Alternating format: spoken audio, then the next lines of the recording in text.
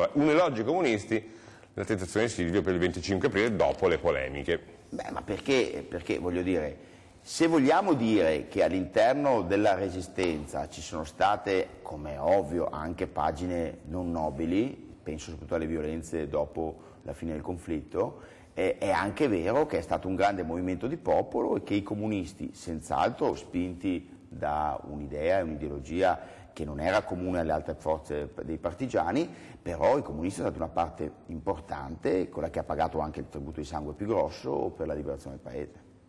Per lei il 25 aprile che cos'è? È la festa, io credo, principalmente della libertà e della Costituzione, quindi quando un popolo si unisce e lotta insieme per la libertà... Quando il vice sindaco di Bolzano dice nulla da festeggiare? Beh, ma perché il sindaco di Bolzano, vice sindaco di Bolzano forse preferiva stare, pur di stare tra i tedeschi, preferiva stare dalla parte di quelli che hanno perso la guerra, cioè i nazisti. Cioè ne fa una questione... Pur di stare con i tedeschi, non perché lui sia nazista, immagino.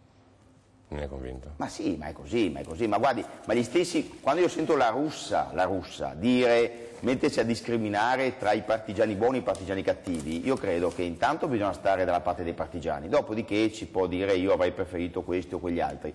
Visto che la russa fa parte di un partito che come storia viene dall'altra parte della barricata, dovrebbe evitare, infatti ho visto che ha corretto le sue dichiarazioni ieri, insomma, qualcuno gliel'aveva fatto notare che è un ministro della Repubblica, insomma.